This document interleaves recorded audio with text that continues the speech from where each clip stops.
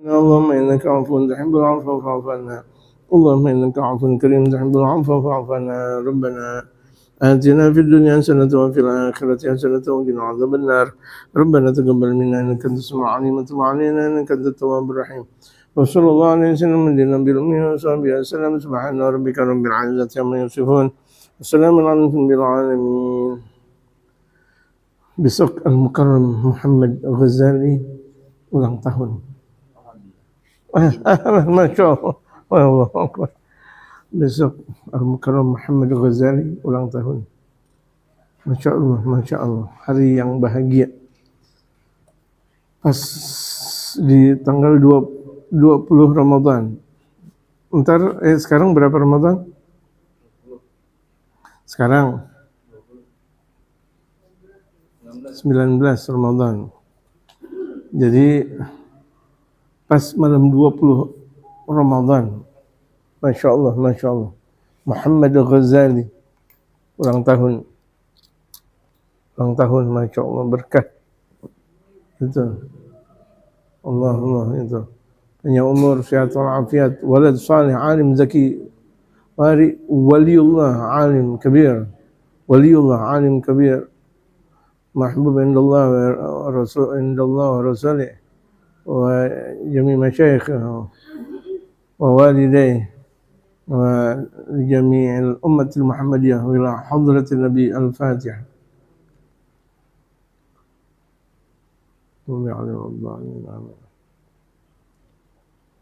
Boleh nanti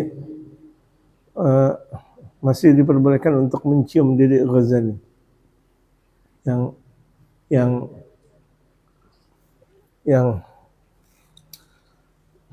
Bismillahirrahmanirrahim. Alhamdulillahirabbil alamin. Wassalatu wassalamu ala asyrafil anbiya'i wal mursalin wa ala alihi wa sahbihi ajma'in, amma ba'd. Wa qad qala al-mu'allif rahimahullah ta'ala wa adama an-naf'a bihi wa bi'ulumihi fid darain amin. Qala an-nazim واحفظ حقوق الأهل والأولاد أنفق وعلمهم فذاك محتم.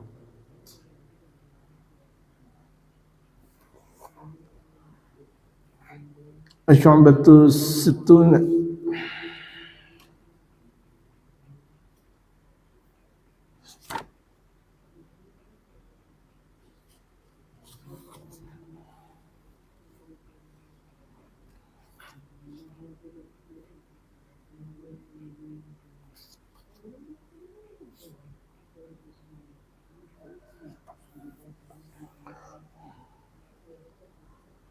الشعبة الستون حفظ حقوق الزوجة والأولاد. قال الله تعالى قوا أنفسكم وأهليكم نار وقودها الناس والحجارة. وفي صحيح مسلم من عال جاريتين حتى تبلغ جاء يوم القيامة أنا وهو كذا، أي جاء يوم القيامة أنا وهو هكذا وضم أصبعيه.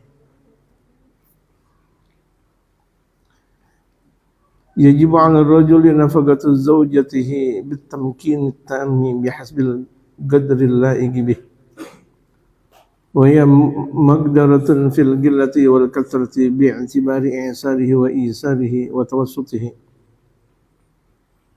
ولا تسقط نفقتها بمضي الزمان بلا إنفاق،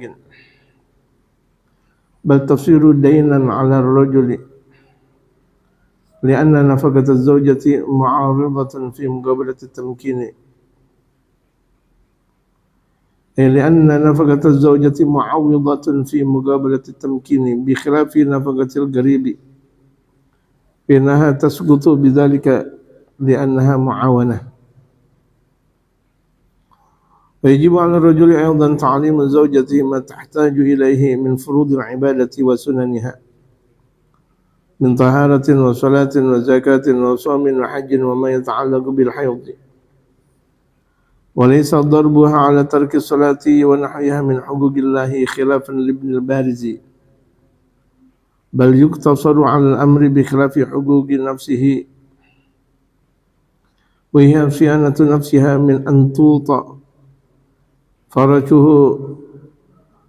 من أن توطئ فرشه غيره، والاحتجاب عن رؤية أجنبي لشيء من بدنها مما يحرم نظره، وترك مطالبتها له بما فوق الحاجة، وتعفها عن تناول المال الحرام،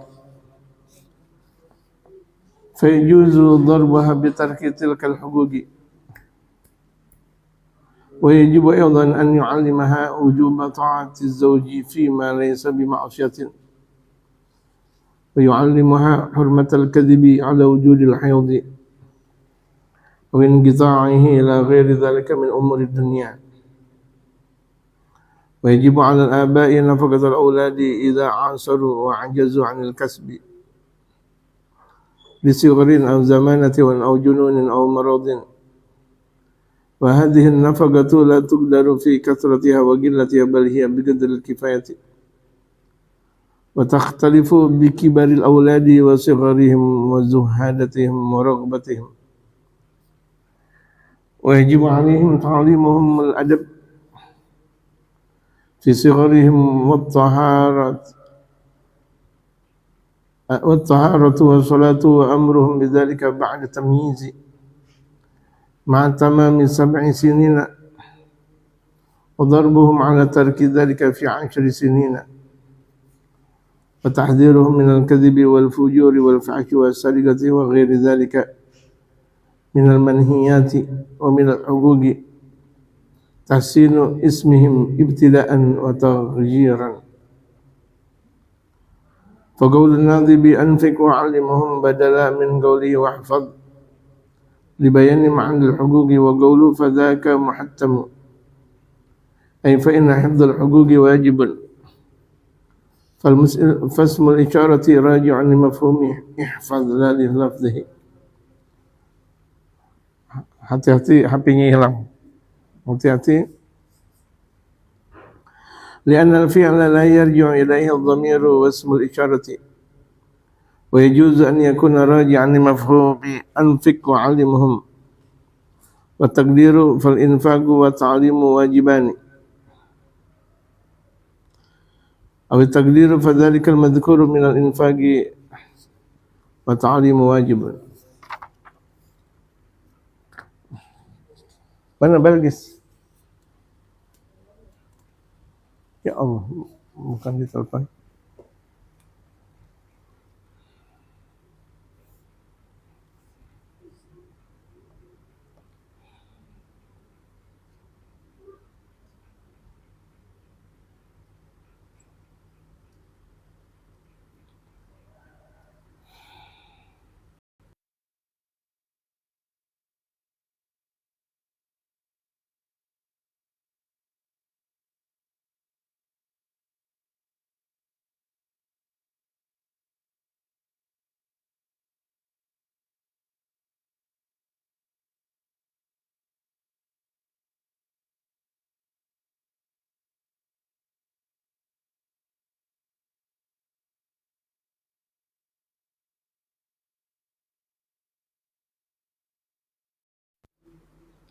Cabang yang ke-60. Ya, cabang yang ke-60. Wahfaz huququl ahli wal auladi, jagalah hak keluarga dan anak-anak. Keluarga di sini berarti istri. Jaga hak buat mereka. Jadi kewajiban kita sebagai suami menjaga istri dan anak. Anfik, berikan nafkah kepada mereka dengan nafkah yang halal. Kewajiban suami memberikan nafkah kepada anak dan istrinya dengan nafkah yang halal dan layak. Wa'allimuhum fadzaka muhattam, ajarkan mereka, karena yang demikian itu wajib hukumnya, mengajarkan kepada istri dan anak-anak tentang syariat.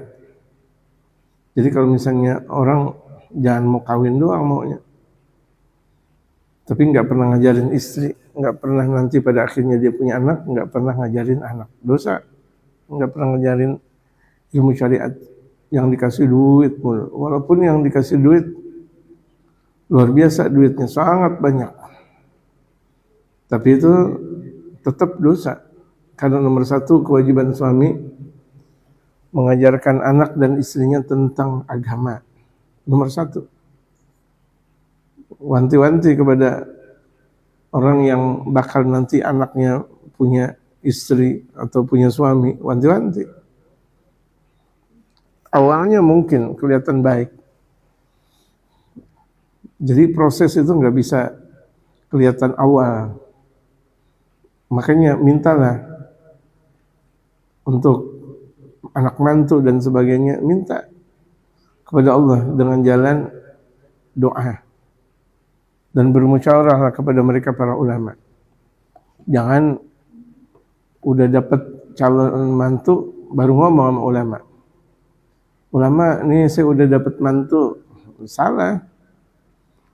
Justru sebelum sesuatunya tiba, ini anak masih dalam keadaan pencarian atau dicari, mintalah sama ulama. Bagaimana nih ulama, minta doanya, doain. Ini ulama malah dikasih undangan. Itu jangan. Ulama itu diminta musyawarah dan penentu segala-galanya. Jadi itu ulama bukan cuma sekedar penentu hukum, tetapi penentu kebaikan kita dan keluarga kita. Kasihan sekali kalau misalnya ada ulama, Masya Allah, gitu, anaknya udah dapat baru dikasih tahu sama ulama. Anaknya udah dilamar baru ngasih tahu ke ulama. Anaknya udah mau kawin baru ngasih tahu sama ulama. Jadi kewajiban kita, kalau kita bukan ulama, musyawarah dong sama ulama. Kecuali kalau kita ulama, ya jamaah, segala sesuatunya. Anak nih belum, udah waktunya nikah, kok belum nanya sama ulama. Anak nih udah waktunya ini dan sebagainya, kok belum nanya. Gitu. Bermusyawarah, bukan ngasih kabar. Kalau anak udah dapat jodoh, itu namanya ngasih kabar. Kalau besok anak mau kawinan, itu namanya ngasih kabar. Gitu. Jadi sebelum segala sesuatunya. Kita begitu juga. Kita mau kerja, jangan udah dapat kerja baru ngomong. Tanya dulu, kira-kira bagaimana nih. Itu kewajiban kita terhadap ulama. Minta sama Allah, betul, minta sama Allah proses yang terbaik. Tapi kan karena kita bukan ulama, musyawarah.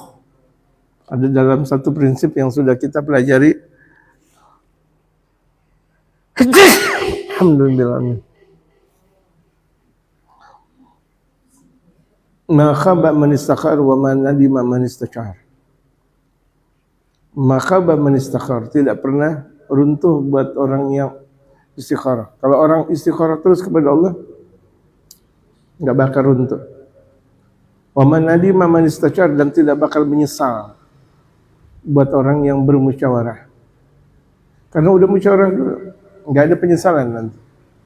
Itu banyak di antara kita ke Allah enggak, ke ulama enggak. Akhirnya anak keturunan berantakan.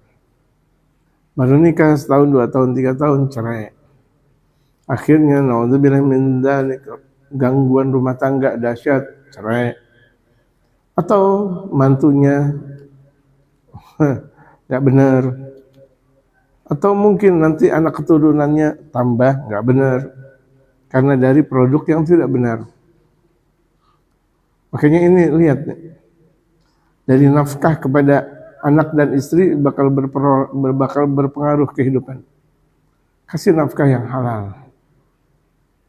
Anak dan istri kasih nafkah yang halal. Wa'allimuhum, ajarkan mereka. Kita kalau jadi sebagai suami, ajarkan anak dan istri. Kalau kita nggak mampu, Kalau kita nggak mampu mengajarkan agama, kita sebagai suami nggak mampu mengajarkan agama, ada ulama, minta tolong sama ulama, bukan malah nggak boleh ngaji sama ulama, nggak boleh ngaji sama ulama. Astagfirullah. Yang harusnya mengkaji kepada mereka para ulama-ulama saleh, dan bahkan suami-suaminya ikut, bukan cuma sekedar anak dan istrinya, suaminya ikut di majelisnya mereka para ulama-ulama saleh. Fadzaka muhattamu, itu wajib hukumnya. Jadi ini banyak sekali penyelewengan tentang masalah agama karena lagi-lagi karena mereka tidak kembali ke ulama. Bagaimana mengajarkan ilmu kalau mereka nggak tahu ilmu? Ini kan dikatakan oleh Syekh Zainuddin bin Ali, Syekh Zainuddin Ali Al-Malibari, itu beliau mengatakan wa'alimuhum, ajarkan mereka. Siapa? Anak dan istri. Tapi kalau misalnya suami nggak tahu, bagaimana mau mengajarkan? Nah, arahkan kepada mereka para ulama saleh. Dan itu hukumnya wajib. Bukan malah waktunya ngaji dia malah main burung, waktunya ngaji dia malah main motor, goes kesana kesini, kesana kesini. Dosa besar. Gitu. Yang seharusnya tanggung jawab dia sebagai suami untuk mengajarkan anak dan istri, dia lalai. Nggak mau ngajarin, dan dia sibuk dengan dunianya, dan itu banyak. Na'udzubillah tsumma na'udzu, na'udzubillah tsumma na'udzu, karena proses awalnya salah. Karena proses awalnya ketika sebelum nikah, dia terima-terima aja. Padahal kan minta dong sama Allah. Ya Allah, biar saya dapat suami yang saleh. Begitu juga dia merujuk kepada ulama, musyawarah sama ulama, gitu. Ini belagu, dia udah mentang-mentang soleh katanya, dia minta kepada Allah, gitu. Kemudian dia nggak bermusyawarah sama ulama, akhirnya rusak. Dia punya suami rusak, dia punya keturunan rusak, jelas. Karena anak keturunan itu tergantung kepada sang suami. Anak itu adalah fotokopiannya. Makanya, waduh, begini anak, berarti fotokopian kita. Astagfirullahaladzim. Istighfar lagi, istighfar. Karena perjalanan sang orang tua, bapak nggak terhenti. Walaupun tuh orang tua sudah mendidik anaknya maksimal lagi, dididik anaknya di tempat yang paling istimewa. Misalnya atau anaknya diajarkan ngajinya di atas Ka'bah misal. Pulang begitu juga, astagfirullah, ya Allah, terus maksimal lagi sang orang tua. Padahal anaknya udah ngaji di atas Ka'bah atau ngaji di sisi kubur Rasulullah Muhammad sallallahu alaihi wasallam, atau ngaji di sisi mereka para aulia Allah, di tempat para wali. Ya kok begini? Kewajiban terus. Karena tidak pernah ada henti sebagai orang tua untuk mengajar anak. Ingat tuh, nggak pernah ada henti. Jangan pikir bahwa anak sudah ditempatkan di tempat yang paling luar biasa ngajinya, belajarnya, kemudian orang tua lepas. Enggak. Kewajiban terus dan terus. Hatta anaknya itu sudah berkeluarga. Hatta anaknya udah punya cucu. Untuk nasihatin anak, walau bagaimanapun juga anak adalah anak, walaupun anak udah punya anak, ini lebih anak lagi, cucu, bangunin, jangan sampai tidur. Allah, HP-nya dah, HP-nya. Ambil. Ada di situ, iya itu. Ambil. Qala Allah Ta'ala, Allah Subhanahu wa taala berfirman. Wah, HP-nya diambil, ya. Allah Ta'ala, Allah Subhanahu wa taala berfirman, "Gu anfusakum ahlikum nara." Takutlah kalian terhadap diri kalian, jaga diri kalian dan anak istri kalian. Jaga apa? Dari singa. Atau itu banyak orang kalau misalnya lebaran orang tua belum dikunjungin, tapi kunyuk dikunjungin. Ada kunyuk di pasar Minggu, ada kunyuk di mana? Bogornya di mana? Taman Safari. Oh, kunyuk itu dalam bahasa Betawi monyet. Apakah kita jaga anak dan istri dari monyet? Atau dalam bahasa Jawanya dari bagong? Bagong. Jaga diri kalian dan anak istri kalian dari api neraka. Yang lebih dahsyat dari bagong, lebih dahsyat daripada anjing, lebih dahsyat daripada segalanya. Jaga diri kalian. Siapa kalian? Nih kalian yang laki-laki. Wahlikum anak dan istri kalian gitu dari api neraka. Jadi walaupun tuh anak istri sudah terdidik, walaupun istri udah hafal Quran, anak udah hafal Quran, tetap dijaga juga. Belum tentu orang yang sudah hafal Quran kemudian dia terselamatkan dari musibah maksiat, belum tentu. Belum tentu, walaupun tuh dia hafal ribuan hadis, belum tentu. Kalau ada ulama saja yang lebih daripada penghafal Quran, ulama lebih daripada penghafal Quran, bisa jadi ulama bisa jadi ulama buruk. Bagaimana cuma sekadar ngapalin Quran dan hadis gitu. Jadi ulama saja bisa jadi ulama yang lebih tinggi dari cuma sekedar penghafal Quran, penghafal hadis. Ini baru hafal Quran, hafal hadis sudah belaga jadi ulama, padahal baru ngapalin doang. Diri kalian jaga, anak istri kalian jaga. Dari apa? Dari api neraka. Artinya ajarkan mereka tentang syariat, tentang adab, tentang akhlak. Adab tentang akhlak gitu. Jangan kita punya istri bangun tidur rebek banget. Kasih tahu, Bu, kamu rebek banget kamu gitu. Ya berarti enggak wudu. Gitu aja. Punya putra, punya putri rebek banget. La haula wala quwata illa billah. Enggak boleh. Jaga dari api neraka. Atau kita biarkan tuh anak bayi kita habis ngompol, kita biarkan begitu saja, enggak boleh. Cuci langsung. Pakaiannya yang benar gitu. Dari masih kecil. Ya, dari masih kecil sudah dipakaikan pakaian-pakaian yang benar. Dari masih kecil. Waguduhan nas wal hijara, yang barang tambang untuk mengazabnya itu adalah bara api nerakanya itu adalah manusia. Manusia sendiri yang bakal jadi bara api, wal hijarah, dan batu. Bebatuan tuh nanti di dalam api neraka yang jadi barang tambang untuk mengazab manusia itu adalah manusia dan batu. Saking banyaknya manusia tuh tulang belulangnya itu bakal ngebakar. Astagfirullah. Tulang belulang manusia saking banyaknya. Wa fi sahih Muslim, dalam hadis yang diriwayatkan oleh Imam Muslim dalam sahihnya, man ala jariyataini, barang siapa yang menanggung dua budak perempuan. Ada dua budak perempuan ditanggung. Artinya ditanggung, dijaga, kemudian juga dikasih pendidikan, makan, minum, tempat tidur, pakaian, hatta tablugh, sampai kedua budak perempuan tersebut dewasa. Ja'a yaumal qiyamah ana wa hakaza, nanti ketika di hari kiamat dia datang, aku dan dia seperti ini. Wadhama asmu'ai, saking dekatnya orang yang menanggung budak dengan baginda Rasul, dekat sekali. Dekat sekali. Kalau sekarang nggak ada perbudakan, bagaimana dong? Anak-anak yatim. Dan juga kalau misalnya itu ada anak yatim, kita punya istri, otomatis istri kan perempuan. Jadi jaga dari anak yatim yang laki-laki, apalagi tinggalnya di rumah kita. Kalau perlu jangan. Kalau anak kecil masih kecil, anak yatimnya masih kecil boleh. Tapi kalau sudah mulai 7 tahun, pisah dari rumah kita, nggak boleh.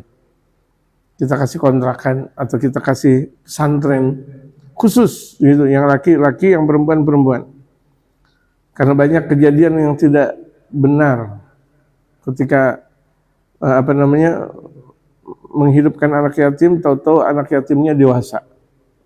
Dewasa kemudian dia pikir bahwa dirinya itu adalah anaknya, bukan. Atau anak asuh. Seakan-akan itu adalah anaknya, bukan. Ini banyak sekali nih orang yang teledor ngambil anak atau ngambil anak yatim. Gitu.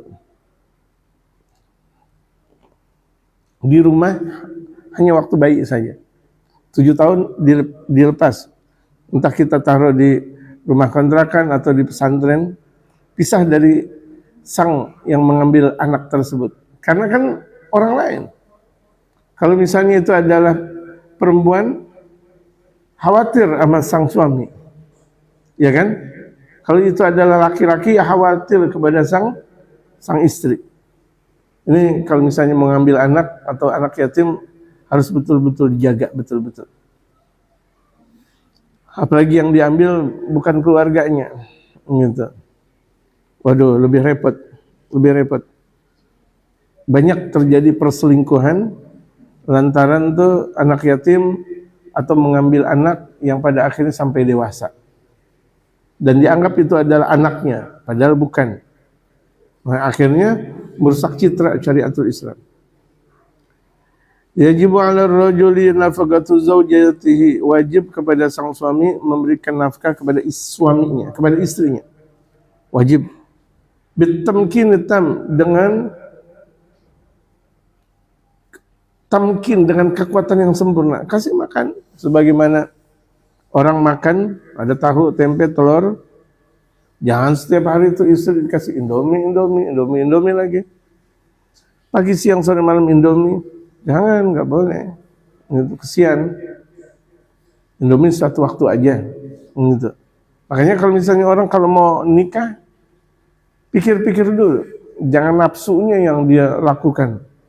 Ya mampu gak untuk bertanggung jawab kepada anak orang?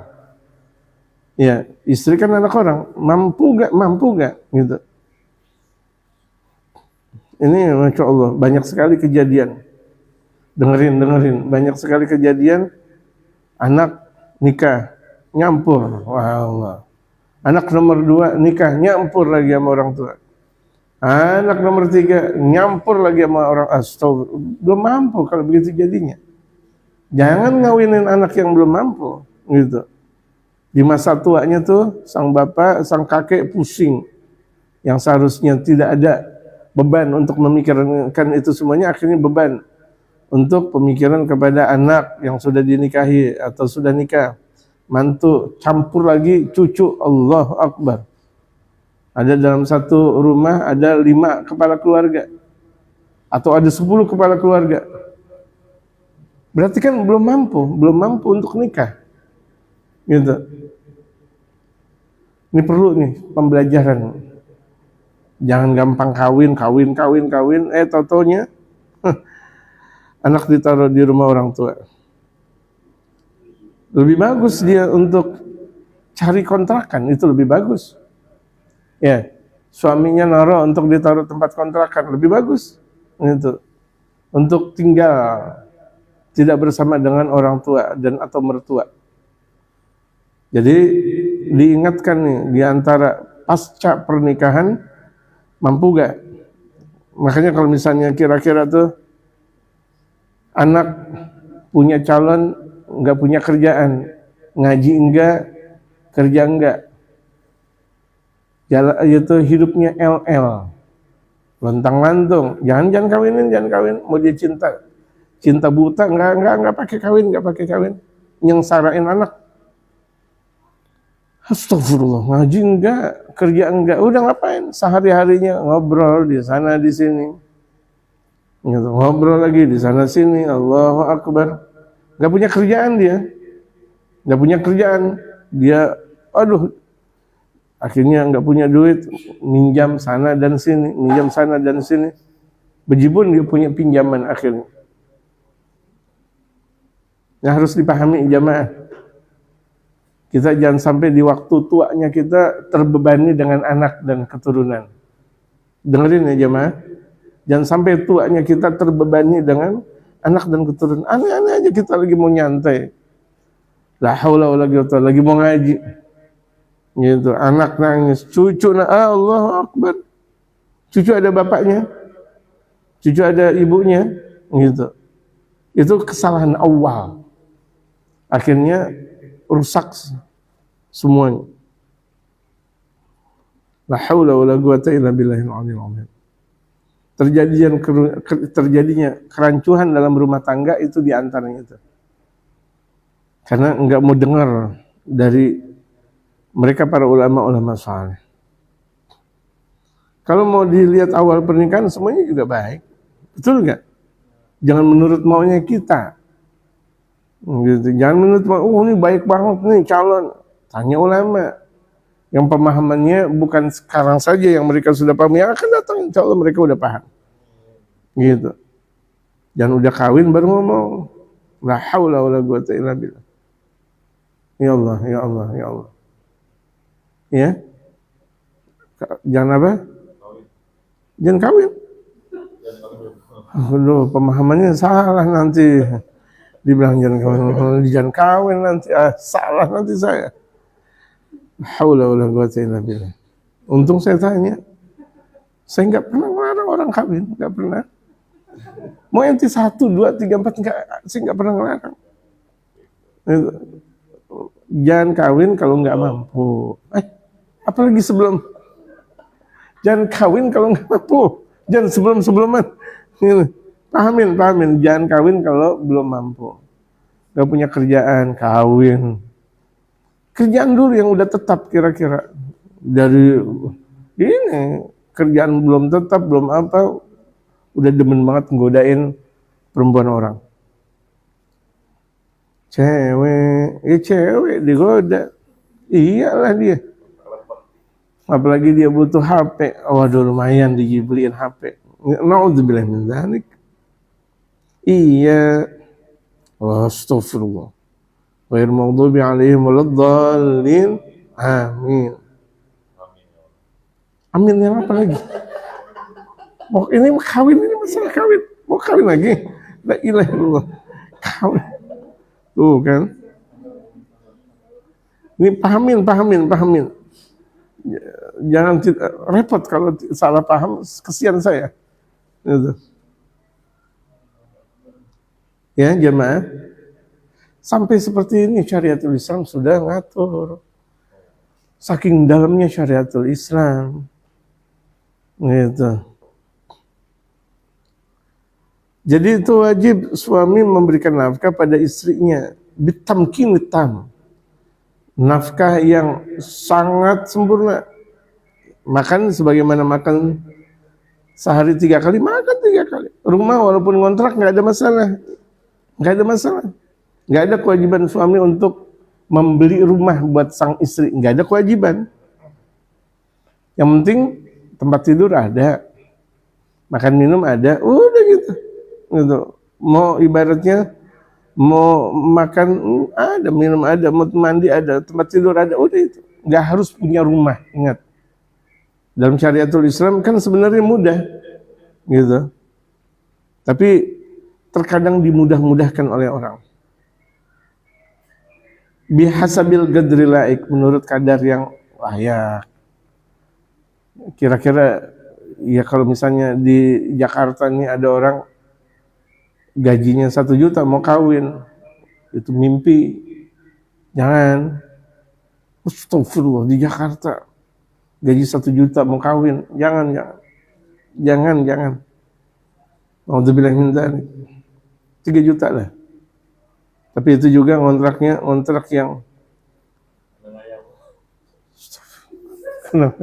kan itu tahu sendiri. Kena ayam udah kalau gitu jadi. Gitu. Iya kan berarti harus betul-betul paham.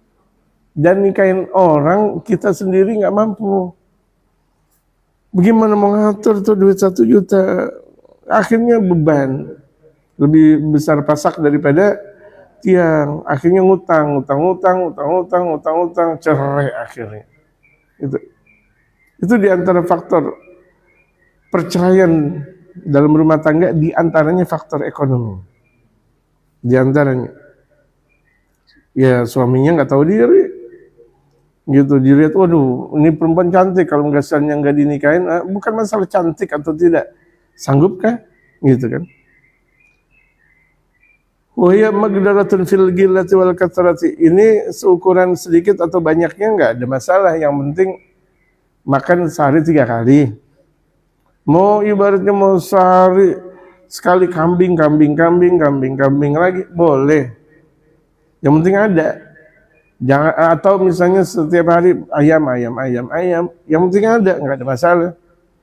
Atau misalnya daun singkong, yang penting ada, enggak ada masalah. Yang penting ada gitu. Bi'tibari i'sarihi wa isarihi, menurut kadar lemah atau mampunya dia sebagai sang suami. Watawassuti, atau pertengahan ekonomi. Istri juga kalau itu udah harus tahu bahwa kalau misalnya suami emang duitnya segitu, ya jangan dipaksa-paksa, jangan pinjem. Mau pinjem apa? Mau palanya digadein. Pala suami mau digadein. Lu sih minjem, gue yang puyeng, jangan udah. Jadi kita tahu diri, jangan demen banget pinjem. Ya jamaah, apalagi itu pinjem yang berbunga, dan umumnya pinjaman itu berbunga. Walaupun itu 1 juta, ngembaliinnya 2 juta, jangan demen. Emang perempuan demen banget mata duitan, emang perempuan. Nggak ada duit mau minjem, oh kelihatan nih. Anak lagi suaminya lagi nggak mampu, anak mau dikasih ini, emang semua juga harus kayak gitu. Stres tuh suami, stroke mati tuh suami langsung. Habis stres, stroke mati langsung. Jangan melebihi kadar dari sang suami. Jangan melebihi kadar, udah harus tahu diri. Gitu, harus tahu diri. Kesian nih anak, semua juga kesian sama anak. Gitu. Kalau perlu tuh setiap hari juga pawai obor untuk tasyakuran anak. Pawai obor lagi, kalau perlu. Tapi kalau nggak perlu ngapain? Sekira-kira udah makan, alhamdulillah. Gitu. Otak suami dengan otak perempuan, otak istri beda, jamaah sekalian. Janganlah memaksa suami melebihi dari kadarnya. Kalau dia mampu, dia bakal ngambil duit orang yang namanya mencuri, atau namanya yang terkenal korup.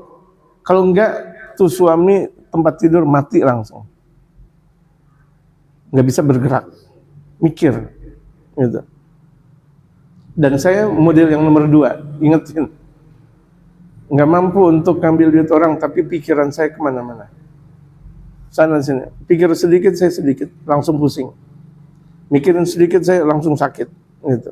Karena saya nggak bisa untuk berbuat macam-macam, untuk mengambil ini nggak bisa. Akhirnya tubuh saya yang rusak.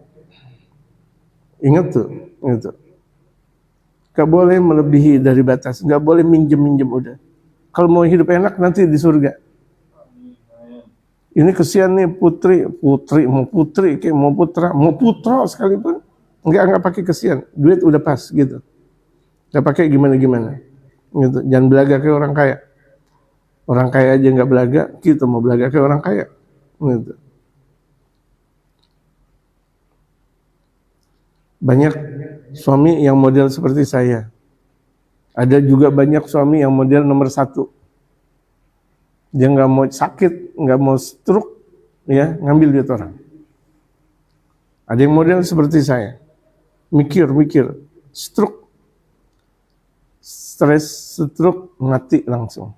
Gitu. Makanya zaman sekarang berapa banyak tuh suami kemarin main bola, tau-taunya mati, stroke tuh, hati-hati. Karena kelakuan istri yang pinjam sana, pinjam sini, nggak mampu udah ngapain, yang penting kita bisa makan. Allah nggak bakal merusak tatanan ekonomi kita selagi kita menjalankan yang benar. Kalau kita udah minjem sana sini, nggak benar berarti udah. Minjem sana, minjem sini, nggak benar udah. Untuk dengerin istri, semua perempuan dengerin. Karena ada 2 model laki. Ada yang nomor 1, ada yang nomor 2. Nggak ada nomor 3. Nggak ada. Untuk mau suaminya stroke gimana? Mau nggak? udah nggak usah pakai pinjam. Ada duit makan nggak ada, udah nggak usah pakai tanya-tanya lagi. Emang udah amplopnya duit segitu, dompetnya segitu, udah nggak usah pakai tanya lagi, nggak usah. Suami udah tahu,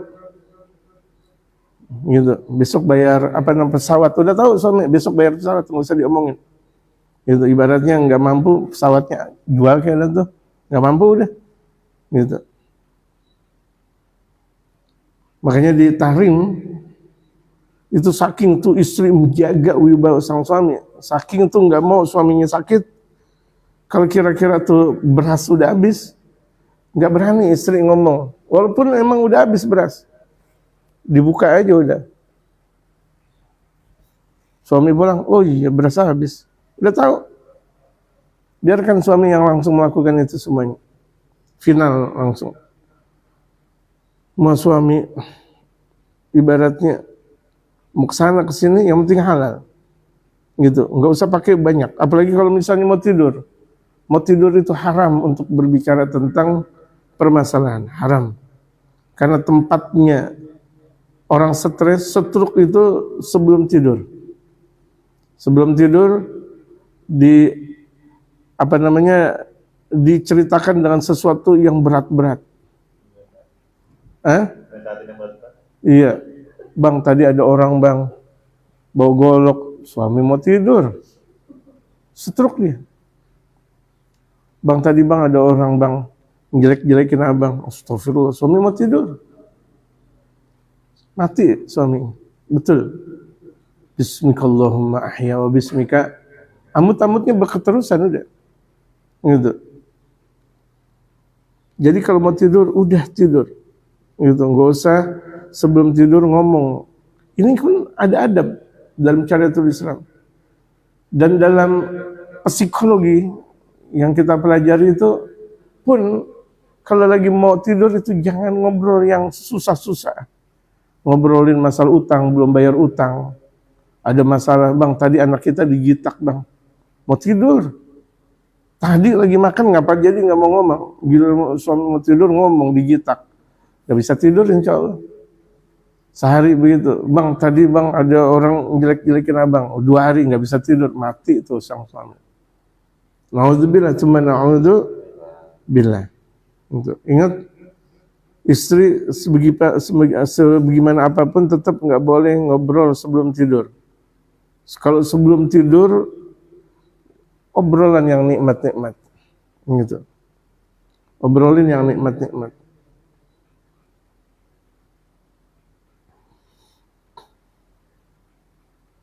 Atau dia ngomong kepada suaminya, bang besok kita kira-kira ngutang kemana? Ngutang lagi. Jangan, gitu. Syariat sudah mengatur. Ini kalau misalnya perempuan melakukan seperti ini, rumah tangga sakinah mawaddah warahmah. Sakinah mawaddah warahmah. Wala tasgutu nafaqatuha bimudhi zamani bila infaqin. Dan tidak putus nafkah kepada sang istri dengan berlalunya waktu yang awalnya tidak dinafkahi. Dulu suami miskin, mungkin nggak nafkahin ke istri, giliran kaya ya qadha. Misalnya suami udah kaya nih, ya qadha. Dulu sehari kira-kira berapa? 100, ya udah qadha. Setahun berapa? Kalau misalnya sehari 100, setahun berapa? Setahun berapa? Hitung. Jangan bilang banyak.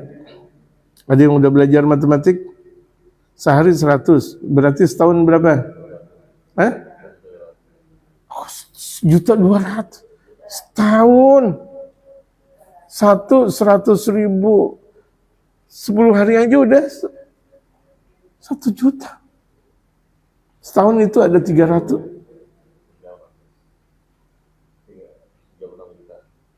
Berapa? Berapa?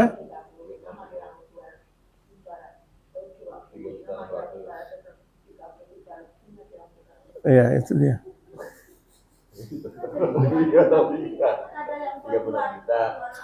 100, 1 hari 100. 36 juta. kasih kepada istrinya. Itu 100 kecil. Kan kemarin suami lagi kere, nggak ngasih nafkah. Giliran kaya, ya kasih dong kepada istrinya. Dan udah giliran kaya, lupa. Malah tuh suami pesta-pesta sama temen-temennya. Kesana, kesini. Astagfirullahaladzim. Suami nggak punya otak. Di pasar ikan banyak orang jualan otak. Ini suami nggak punya otak. Nggak punya otak. Dulu dia miskin, istrinya kesian. Giliran kaya, malah ke orang lain. Berarti ini suami nggak punya otak.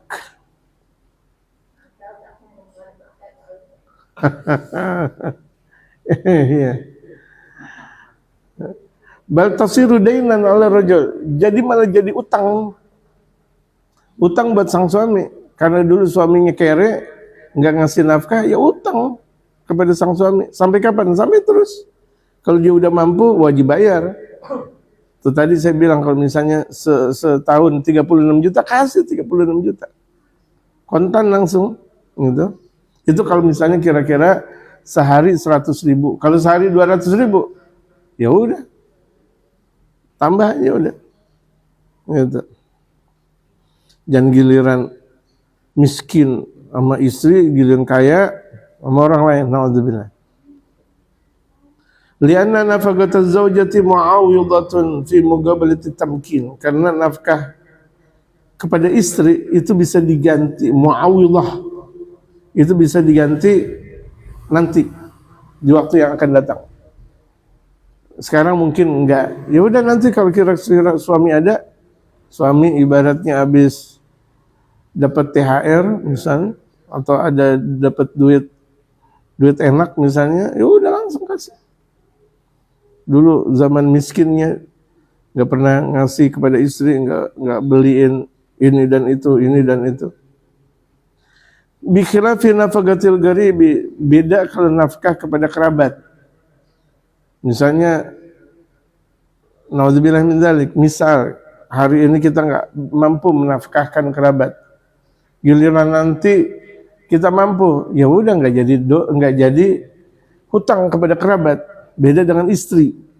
Kalau istri ketika tuh suami dalam keadaan nggak mampu, giliran nanti mampu, bayar hutang kepada sang suami, kepada sang istri.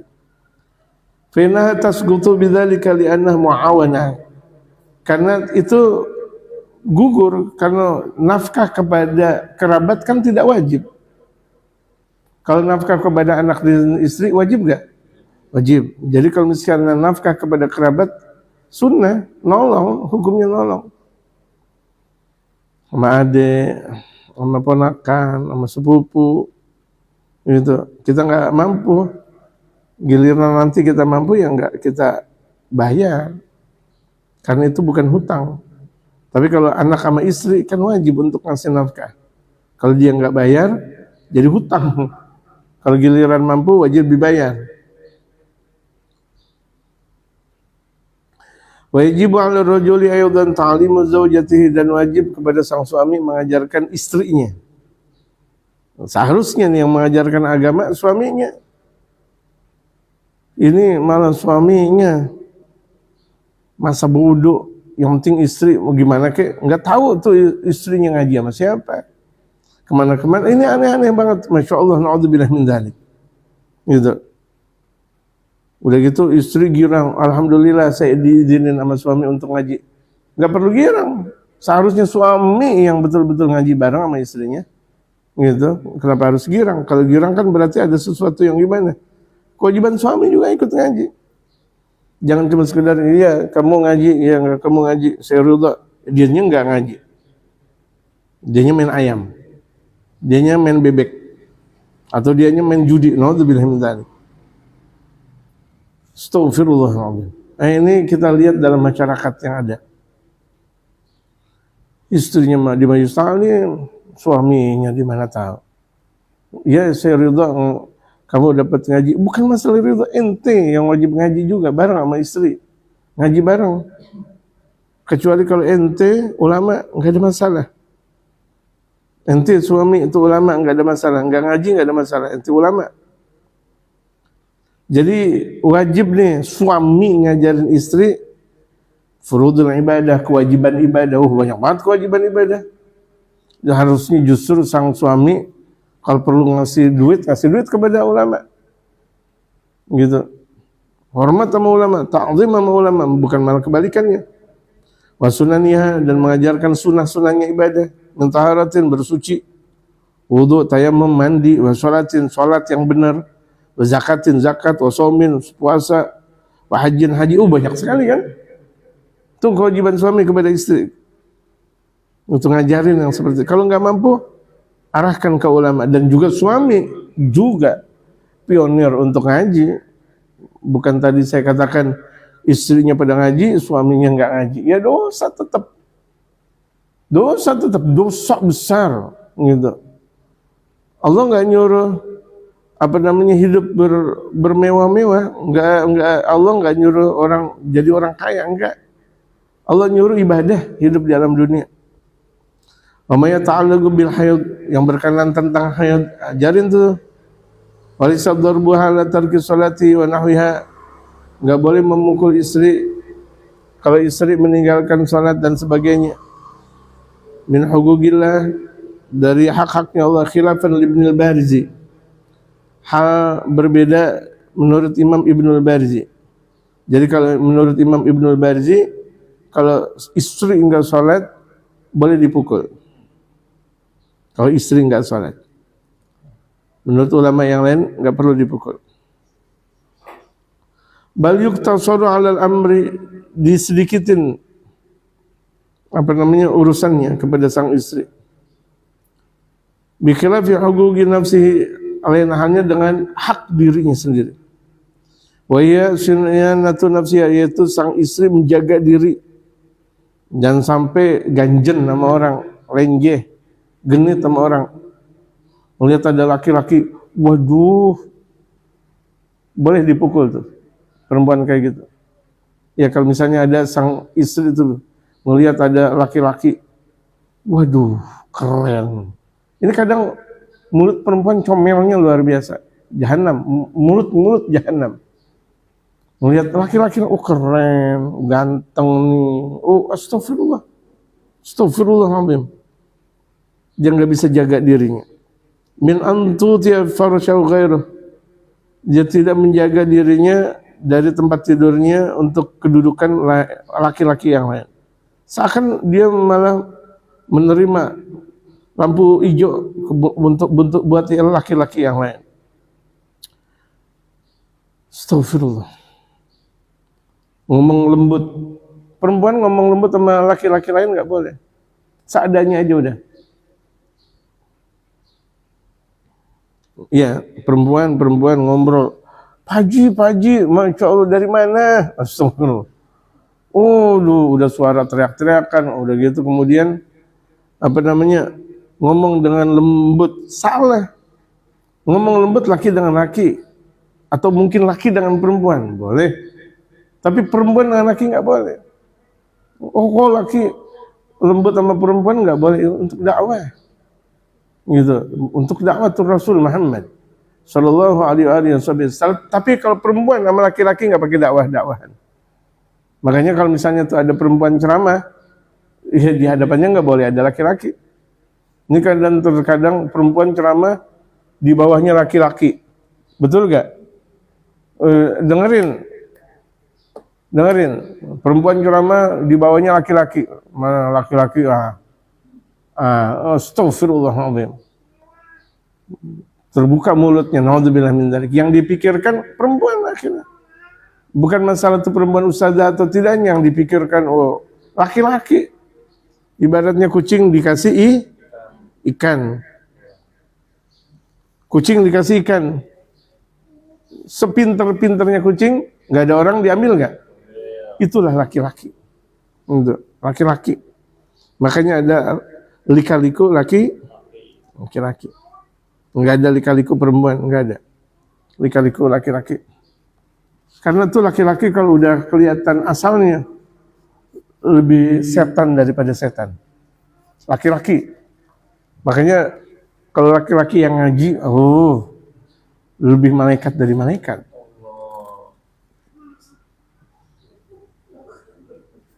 Allahu Akbar. Kalau suami ini laki-laki, dia ngaji, dia alim, lebih malaikat dari malaikat. Tapi ingat kalau kebalikannya, lebih setan dari setan. Mau yang mana? Malaikat. Ya berarti harus benar, jaga syariat, belajar, ngamalin. Wal ihtijabu an ru'yati ajnabiyyin, dan nutup dari laki-laki yang lain, nutupin auratnya dari laki-laki yang lain. Jangan demen banget ngobrol sama laki-laki. Walaupun ada tukang COD, oh ya bang, masya Allah, bang abang dari mana sih? Lenjeh banget. Abang dari mana? Oh iya betul bang, itu juga saya punya tuh. Astagfirullahaladzim. Atau sama tukang sayur nanya, sayur, bang, masya Allah, ini sayur bagaimana? Ngomong banyak, astagfirullahaladzim. Sama tukang bajai juga begitu juga, misal lagi di bajai, gitu, bang, masya Allah, abang ganteng banget, astagfirullahaladzim. Perempuan nggak ada pantas-pantasnya untuk masuk surga. Jadi tertutup licain min badaniha, dari badannya nggak boleh kelihatan laki-laki lain. Mimma yahrumu nadharu, yang diharamkan untuk memandangnya. Makanya nih kadang nih perempuan sampai ini terlihat kalau perempuan pakai long dress atau pakai apa namanya yang dijual di Pekalongan, daster. Ini kelihatan tas gitu. Atau terkadang lagi di dasternya di sini yang kayak robek. Beli ke tukang sayur, la haula wala quwata illa billah. Itu tukang sayur dia merem, dia sayang, dia melek terus, astagfirullah. Karena perempuan yang kurang ajar kayak begitu. Ingat tuh perempuan, makanya perempuan kalau keluar-keluaran gak usah pakai daster segala, di dalam aja udah. Keluar dari dari ruang tamu udah gak usah pakai dasteran.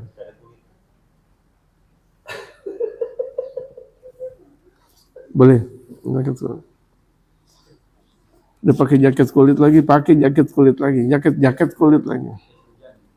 Udah gitu pakai jas hujan, boleh.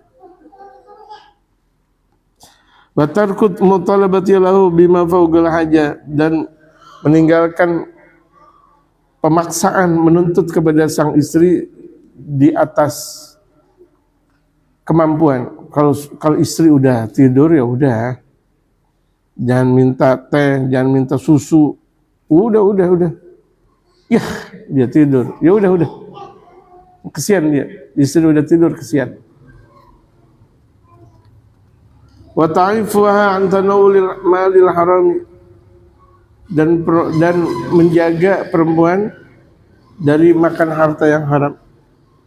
Fa yajuzu darbuha bitarki tilkal hubuk. Nah, kalau begitu jadinya boleh memukul istri kalau istri genit sama laki-laki, WA-an sama laki-laki, ngobrol mesra dengan laki-laki.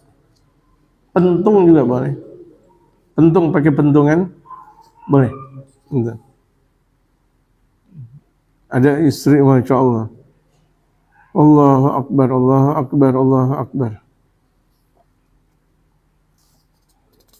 Ada yang sering kirim-kirim WA. Ada perempuan 2, Pak Ustaz, gitu, astagfirullah. Nah istri begitu, konyolnya. Bebek aja nggak kayak gitu. Bebek soang. Kalau lagi nyengat nggak kayak gitu. Perempuan lebih dari soang. Astagfirullahaladzim. Mulutnya disorder. Mulut perempuan disorder. Sorder. Zaman dulu ada tek, sorder. Gitu. Itu kemudian diikat, pakai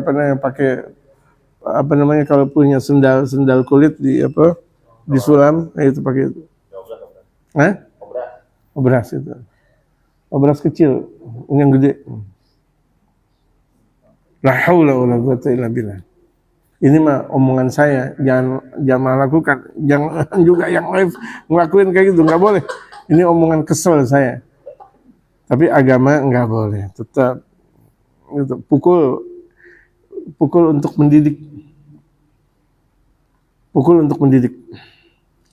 Wajib aidan an yu'allimaha wujub ta'ati zawji, dan juga wajib suami ngajarin istri biar taat sama suami. Arahin. Lu walaupun lu sholat mulu, lu puasa mulu, lu nggak taat sama gue, tapi ingat suaminya soleh. Ini kalau suaminya nggak soleh, suaminya nggak sholat, suaminya nggak ngaji, istri disuruh taat, mimpi lagi. Istri disuruh taat, suaminya nggak ngaji, suaminya nggak sholat, taat yang model seperti apa? Kalau begitu jadinya, ini harus paham juga. Istri taat sama suami, suami yang bagaimana? Paham gak jamaah ini? Ini kadang salah kaprah. Udah taat sama suami, suami udah nyuruh istri pakai baju lengan pendek, udah taat sama istri, taat sama suami. Suami nggak benar kok ditaatin. Nggak boleh taat sama suami yang nggak benar. Paham jamaah? Kalau suaminya benar wajib ditaatin. Ini suami nggak benar ditaatin. Fima laysa bima'siyatin. Nah, ini kalau suami yang nggak maksiat. Makanya tadi saya udah bilang, kalau suami yang ahli taat dan mengajarannya untuk taat, wajib taat. Tapi kalau suami sendiri nggak benar, nyuruhin istri, udahlah bu, kamu pakai keluar udah pakai celana pangsi aja, astagfirullah. Atau pakai celana bola aja, astagfirullah. Nggak boleh taat sama suami yang ahli maksiat.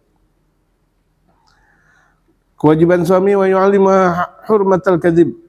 Suami mengajarkan istri keharaman berdusta. Hati-hati. Perempuan demen banget ngomongin orang. Hampir semua perempuan demen banget ngomongin orang dan dia bangga dengan dirinya. Kasih tahu, nggak boleh. Atau ngajarin istri keharaman berdusta dengan adanya haid. Ya. Nggak haid dibilang haid. Susah banget.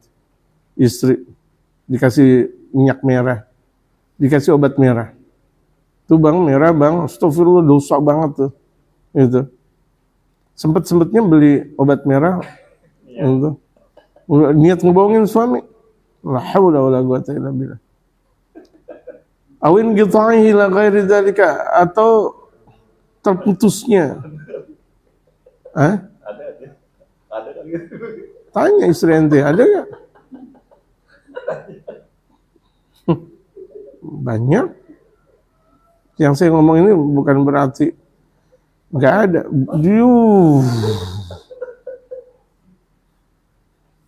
Kita ada di satu rumah, tetapi ada di mana-mana. Nggak usah khawatir. Ya, kita tidur di rumah, tapi ada di mana-mana. Nggak usah khawatir. Jadi yang kayak gitu ada nggak? Ada. Nggak usah takut. Dibilang ini ngebohongin, ada, tanya aja. Coba tanya pemirsa yang ada, tanya yang pada lihat, atau mungkin yang ada di sini. Wajib 'alal aba'i nafaqatul aulad, bapak wajib memberikan nafkah kepada anak. Idza ansaru wa ajazu 'anil kasbi li sigharin aw zamanatin aw jununin aw maradin. Kewajiban orang tua memberikan nafkah kepada anak andaikan tidak mampu dan lemah untuk mencari kerjaan karena mungkin kecil, bapaknya udah mengecil, artinya mengecil udah nggak punya kekuatan, au zaman atau udah terlalu tua, au jununin naudzubillah min dzalik, atau tuh bapak udah gila, au maradin atau naudzubillah min dzalik, tuh bapak penyakitan. Bagaimana nih? Wa hadhihi nafaqatu la taqdir fi kasratiha wa qillatiha bal hiya biqadril kifayah. Ini nafkah ini enggak cuma sekedar banyak atau sedikit, tapi sekedar kifayah aja udah cukup. Cukup untuk anak yang kecil. Jadi kalau misalnya orang tua masih punya anak kecil, masih wajib untuk dikasih nafkah. Wa takhtalifu bi kibaril aulad. Kalau anak udah dewasa, orang tua enggak wajib ngasih nafkah. Jadi kalau misalnya anaknya itu perempuan udah haid, yang laki sudah keluar mani, orang tua nggak wajib ngasih nafkah. Secara hukum syariat nggak wajib ngasih nafkah. Tapi kita ini orang Indonesia, kata Muallim Syafi'i Adzami, rahmahnya banyak. Sampai anak udah gede, udah masuk kampus, masih minta duit juga sama orang tuanya. Betul nggak? Padahal itu nggak wajib orang tua ngasih itu, ngasih ini kepada anak yang udah dewasa. Jadi kalau misalnya ada anak yang selalu digembirakan orang tuanya, harusnya bersyukur. Karena itu tidak kewajiban lagi orang tua kepada anaknya. Tidak kewajiban lagi udah. Bikibaril auladi wa sigharihim wa zuhadatihim wa raqbatihim, dengan kecil atau zahada, zuhudnya dia atau kemauannya dia. Wajib alim ta'limuhumul ab, wajib bagi anak-anak itu diajarkan oleh bapaknya. Wajib orang tua ngajarin anak sebagaimana suami ngajarin istri. Fisigharim, dari kecil ajarin. Ngajarin adab. Jangan makan pakai minum kiri. Kasih tahu dari sekecil mungkin. Nah, ini juga ada ini. Apa? Iya, di bulan suci Ramadan, walaupun anak masih kecil, jangan kasih makanan di luar. Masuk ke dalam. Nak, masuk ke dalam. Walaupun tuh anak kecil baru umur 2 tahun, 3 tahun. Nak, jangan makan di luar. Ramadan. Ini dengerin nih. Pas lagi pembahasannya. Kemarin mau ngasih tahu enggak tega. Waduh, dia ngambek nih kalau kita kasih tahu. Nah, ini pas banget. Ramadan, kita punya anak kecil usia 2-3 tahun.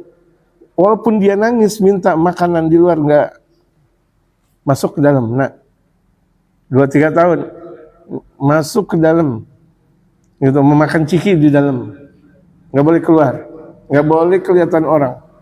Itu kan anak kecil. Nah, ini lihat kewajiban orang tua untuk mengajarkan adab. Ini lebih daripada adab untuk makan. Andaikan tuh anak kecil kita nih, anak kita punya duit, temennya nggak punya duit, jangan jajan. Andaikan jajan, kasih temennya. Nggak boleh pelit. Jangan enak banget anak kita makan, enak banget ya. Temennya nangis, ya Allah enak banget. Nggak boleh tuh kita sebagai orang tua. Ambil cikinya, ambil makanannya, kasih temennya. Adab namanya. Biarkan anak kita nangis. Mau sehari semalam nangis, nggak ada masalah. Cuma kesian yang orang lagi pada tidur. Apalagi di siang hari Ramadan. Waduh, ambil lagi deh. Kasih dikit biar tuh anak nggak nangis, makan di dalam rumah. Nggak boleh di luar. Sampai seperti itu dalam syariatul Islam. Apalagi ada orang berkumis, ngerokok. Wah, belum dipecut sama malaikat dia. Enak banget tuh, rokok. Udah tua bangka. Yang anak kecil aja 2-3 tahun nggak boleh makan di luar. Ingat, anak kecil 2-3 tahun kan nggak dosa, bener nggak dosa, tapi bapak ibunya yang dosa. Dengerin, gitu. Ada biangnya nggak di sini? Itu siapa?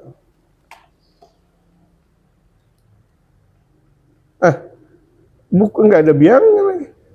Kasih tahu berarti. Ya, kasih tahu biangnya. Ya, nggak ada biang. Pas giliran babnya nggak ada biangnya lagi. Kasih tahu. Tapi kasih tahu yang benar. Jangan bilang diomelin tuh ngaji, bukan, salah. Wajib gitu. Wa amru bidzalika ba'da tamyiz. Ini anak setelah tamyiz wajib diajarkan adab. Diajarkan sholat dan tamyiz itu sekurang 5 tahun atau 4 tahun. 4 tahun itu wajib diajarkan sholat. Ingat, 4 tahun udah tamyiz, diajarkan sholat. Jangan pikir 7 tahun, enggak, 4 tahun tamyiz nih, ba'da tamyiz. Astagfirullah. Ma'atamami sab'in sinin, kalau sudah sempurna 7 tahun. Apalagi Wa darbu malat tarki dzalika fi 10 sinin. Kalau anak udah 10 tahun nggak sholat, nggak ngaji, sholat nggak bersuci, pukul mereka, pukul, pantatnya pukul. Kalau udah 10 tahun nggak sholat, nggak ngaji, pukul. Tapi kalau 7 tahun, arahin, nggak apa-apa sampai nangis. Anak sampai nangis nggak ada masalah. Cuma memang jangan dipukul kalau 7 tahun. 4 tahun diajarin salat, diarahin salat. Paksa. Inilah syariat. Nanti kalau misalnya anak udah melalui proses seperti itu, ada kesadaran nanti. Remajanya dia sadar udah. Tapi tergantung pendidikan orang tua. Wa tahdziruhum minal kadzibi, dan melarang anak dari dosa, dari dusta. Dikasih duit ngakunya nggak dikasih duit, udah makan ngakunya belum makan, kasih tahu, bohong kamu, nggak boleh jadi tukang pembohong. Wal fujuri, ucapan-ucapan yang rusak. Wal fashi, perbuatan yang hina. Wasaligah, mencuri, anak kecil mencuri, kasih tahu, ini duit siapa, nih duit siapa, jangan sampai engkau makan. Kalau Sayyidina Hasan atau Sayyidina Husain di masa kecilnya dapat hadiah dari orang lain yang nggak ketahuan siapa-siapanya, tahu baginda Rasulullah, sampai dikorek oleh Sayyidina Rasul ke dalam tenggorokan Sayyidina Hasan atau Sayyidina Husain, sampai muntah cucunya, sampai muntah gitu. Ini pemberian nggak ketahuan dari siapa dan dari siapa. Bagaimana kalau itu adalah nyuri? Wa ghairu dzalika minal manhiyat, larangan-larangan syariat ajarkan kepada anak sedini mungkin. Wa minal huquqi, dan diantara yang perlu diterima oleh sang anak, tahsinu ismihim, wajib memperbagus nama mereka, wajib menamain anak yang benar, jangan namain anak gentong, jangan namain anak korek api, pengki. Ibtidaan, secara dari awal ketika lahir. Wa taghyiran, atau kalau misalnya di lahir namanya nggak benar, rubah anaknya. Makanya ada nama, apa namanya, Zainab, ada Hindun misalnya. Nama awalnya Mehe namanya, si Mehe, ganti Zainab, nah ganti. Ada Sayyidatun Rabi'ah, Asia, Aisyah, ganti. Dulu mungkin waktu punya anak nggak tahu tentang agama, terus suami istri ngaji tahu tentang agama, anaknya nggak benar, rubah, taghyiran. Faqaulun nadhimi anfiq alimuhum badal min qawli wa'faz li bayan ma'na al-huquqi wa qulu fadhaka ma'attamu fa inna hifdzal huquqi wajibun. Fasmul isyarati rajul mafhumi ihfaz la li lafzihi, لأن الفعل لا يجوز إليه الضمير واسم الإشارة، ويجوز أن يكون رجل مفهوم أنفق وعلمهم، والتقدير فالإنفاق والتعليم واجبان، أو التقدير فذلك المذكور من الإنفاق والتعليم واجب. قال الناظم واحبب لأهل الدين رد سلامهم عودنا مرضى صل موتى أسلموا. ذكر الناظم في هذا البيت 4 شعب فيقال على ترتيب ما سبق والله أعلم. فاتحة حضرة النبي محمد صلى الله عليه وسلم. الفاتحة.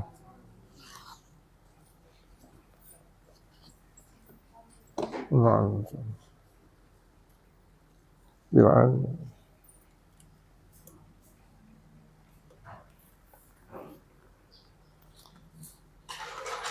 Nanti jam 10 Bang Habib.